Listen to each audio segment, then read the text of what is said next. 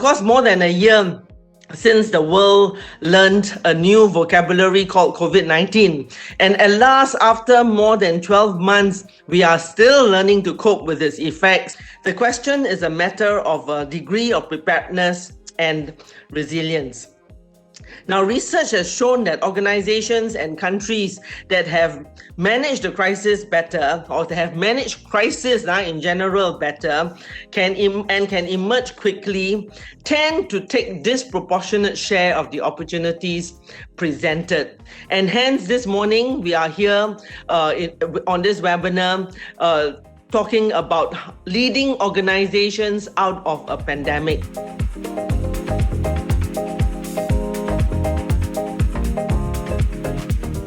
COVID-19 has really thrown the role of government as an organizer of essential services right to the front. Government is right there organizing the public health, as far as possible, providing accurate and timely information. But MTI tried their best to do it in order to manage the public health crisis. MNE, Ministry of Sustainability and the Environment, they deployed their staff to do things that they didn't know in real life, but overnight they had to send them out to do things like, let's be a safe distancing ambassador, let's be a safe distancing enforcement officers. So digitalization, just happened. Like overnight, all meetings went online. The pace of digitalization has already accelerated, but I think all of us, we want to lock in the gains and even push it further, because we don't want to fall back into the old position. The geopolitical environment is the big unknown, right? What happens between the US and China impacts us disproportionately here in Southeast Asia. I would say that is the big unknown. And I think another that is here to stay is that the relationship that business has with government has gone through a whole different cycle.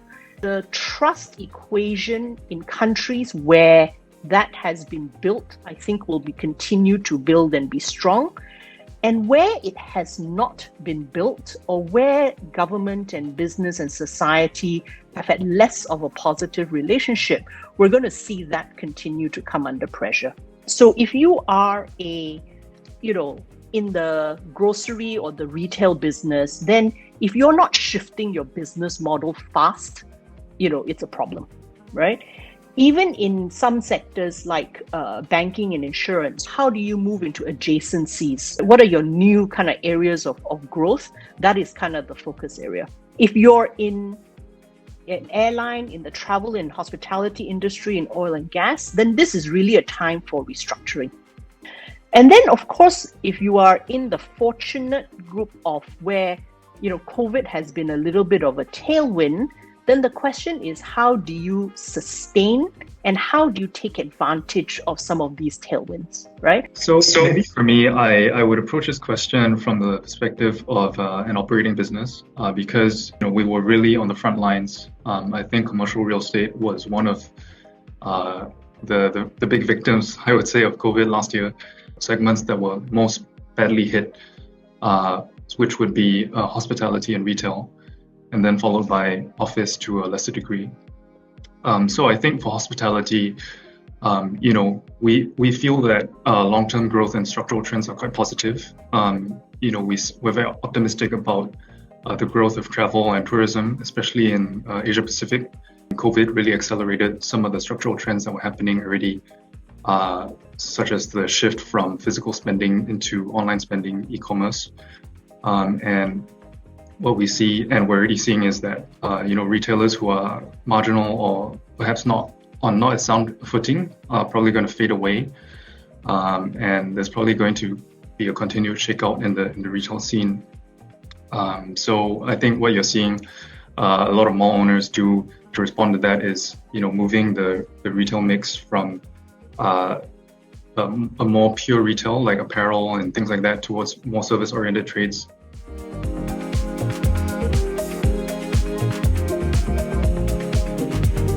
We recognize that as people leaders, I guess the way that we think about our staff and everyone in the organization, COVID really kind of changed that. in crisis periods, where emotions are typically rising very high, it's very easy to just want to focus on fighting fires and so on. But I think we also need to recognize that every staff, every person is a bundle of emotions, hopes and fears. What we really tried to do last year was stabilize the emotional state of our teams, and really try and have constant communication, or in some cases over communication. So we felt that in the time of crisis, more communication is better than less. And I think people function better with more clarity and more certainty, even if, let's say, what we were communicating was not what everyone necessarily wanted to hear. So I think, for example, our CEO, my father, he was doing a live broadcast every few weeks, with updates, messages of encouragement for the staff. For me personally, I was giving business updates to my departments every month, just keeping them in the loop in terms of how the business is performing. At the sort of big level, you can talk about our mission and why we are doing good for the world. But at that end, we actually need to understand the fears and concerns of our people. So I did one thing which I had not done before, is writing an email to your staff quite regularly, not predictably on every Sunday, but every so often, and I entitled it Life in the Shadows of COVID-19. And I don't just write about the big things that are happening, but also try to bring in little vignette of my life to humanize the boss, and to also let them know that we are in their. And I realized that it's actually important to reach out to staff using as old-fashioned a medium as email, because it is capable of one to many, and then to reap the benefits in other ways, not necessarily by the number of return emails. Speaking from the public service, we can actually humanize our mission very easily during a crisis, much easier than actually in peacetime. In fact, in peacetime, we evangelize digitalization. People say, yeah, coming slowly, do it properly, change management. But in crisis, that it comes. Cut your monitor home, we pay you taxi fare, you go home, bring home. So it was relatively easier, because we're going to tell people, oh, you're doing it for fellow Singaporeans, so we're going to stop unemployment, prevent more unemployment. One, the importance of self-care. It is, nobody can go through 16 hours of looking at your screen day after day, month after month. How much they themselves and their teams had to deal with was the challenge of mental health, right? And I think every organization, started to put together frameworks, support lines, etc.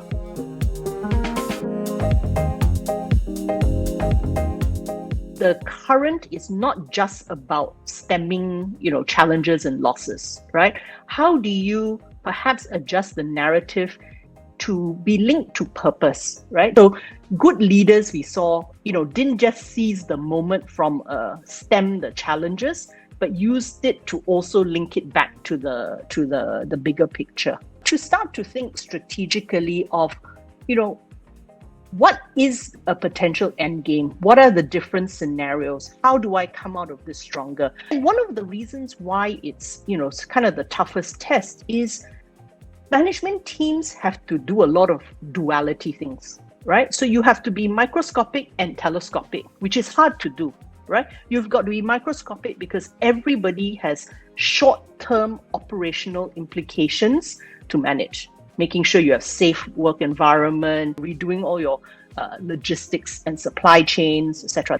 At the same time, if you don't also have a telescopic lens, right? Where are the future opportunities? Where can I invest? Should I double down on a couple of areas? Is this an opportunity where I can do M&A? How do you turn a negative into a positive? Our hospitality leadership team did a stellar job last year. After being quite devastated by basically the shutdown of borders, they still stayed positive. They were so resilient. Despite everything that happened last year, we still opened 3 hotels over the past year. I think they took it from a different perspective, and how they approached it is that, okay, now we don't have that many customers, but it could be the perfect time to open and wrap up our operations, because the customer experience is a lot more controlled, a lot more manageable.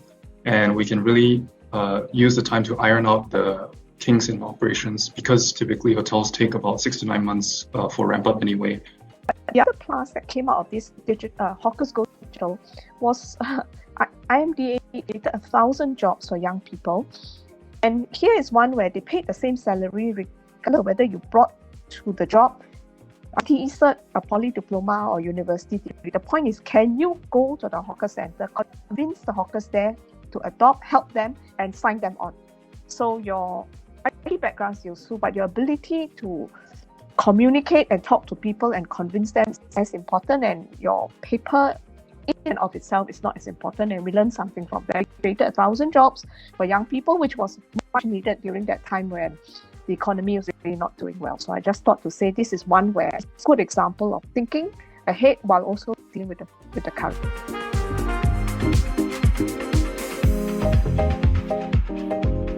The personal implications for leaders is, I think a lot of people had to learn new operating models. When to go deep, when to delegate, right? But suddenly the topics where you had to go deep, because traditionally, health and safety was not something you went super deep into, right? But now have to lah, right?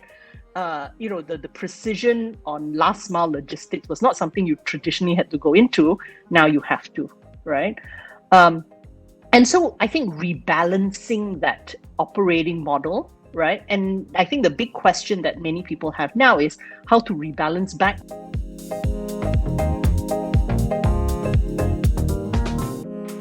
A crisis like this, by definition, benefited from the overused, cross-functional team kind of approach, right?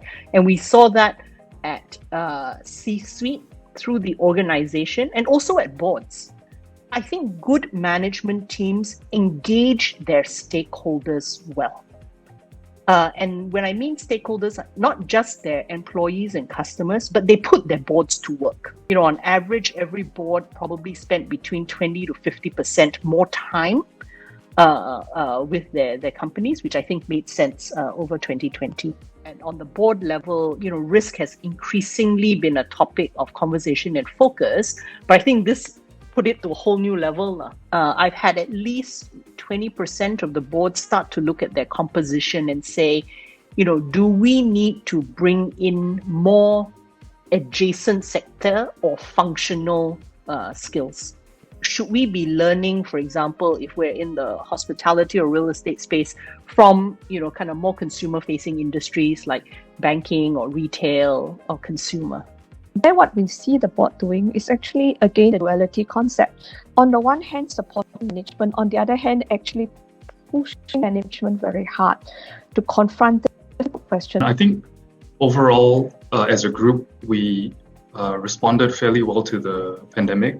We organized a panel, internal panel, where all of our business unit leaders could come together every week or every couple of weeks, and each person would try and think of risks that they saw from their perspective, and how do we address that, and how do we improve each BU. For me, like, future success is really about risk management. How a board can address risk management better is, by having diversity with a diverse group of individuals, different backgrounds, expertise, and everyone can bring different perspectives to the table. And I think everybody, in a way, asking themselves what are the risks that they see that nobody else can see.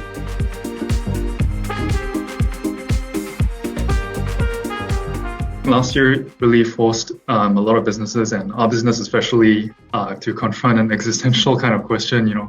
How important is the profit motive as opposed to the other aspects, like the social causes, retention of staff or contributing to society in terms of employment and so on. This was while seeing other companies around us, whether in our industry or other industries, having furloughs, laying off staff en masse, that kind of thing. So I think for us, there was quite a bit of pressure to do the same. But I think the decision finally for us, which we made, was that we wanted to retain all of our staff, regardless of what would happen. The concept of purpose is increasingly a discussion at the boardrooms. What do we stand for as a company? How do we want to operate? What is our style and our approach to our stakeholders?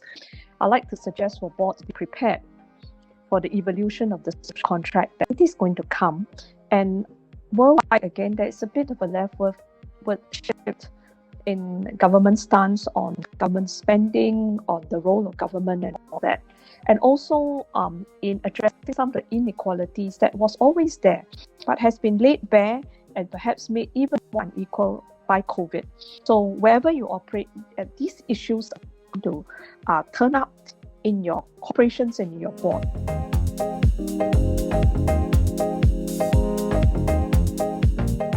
But in closing up, I've written down 10 quick points, as we went around. Looks like number one, overarching, not even included in the 10 points, is communicate. And we are still in the middle of it. Well, key part is dilemma. Well, in such a crisis, there's a lot of dilemma that we got to handle, and the duality of leadership, linking narrative to purpose, conformity versus diversity are all questions that leaders have to make a decision on. The second big key point is the structural change is inevitable, and we hope not to go back to pre-COVID days or ways. Okay, otherwise we'll be really wasting the crisis. So, all of the suggestions, experiences and ideas shared today, plus plenty more, I'm sure, we certainly hope we'll take them forward, as we go. And a very, very key thing is also we are able to do all the things that, Far East is able to do it, the government is able to do it because of the values that generations before us have actually built our organization, our country on. One of them being prudence. That's why we have the reserves. That's why we have the wherewithal to be able to keep our staff intact as much as possible, etc. So I think values is another one that needs a reaffirmation and a rethinking. Digitalization, acceleration, that one can be a big topic in itself. And then, of course, a lot was talked about workforce and workplace, which all around people, skills. What does work of the future look like? How do you use space? Those in the business of space got to think about how it's going to be done. Those who are using space will have to think of what is going to be done.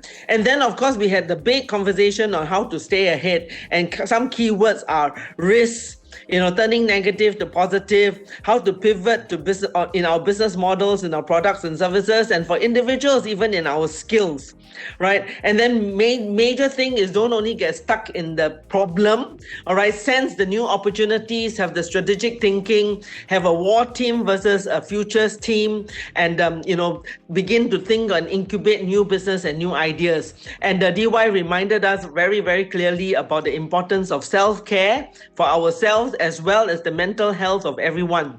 And trust is the currency of all relationships. Our last conversation on how to handle inequalities is also going to be built on trust. And last but not least, it's going to take leadership that will make it happen.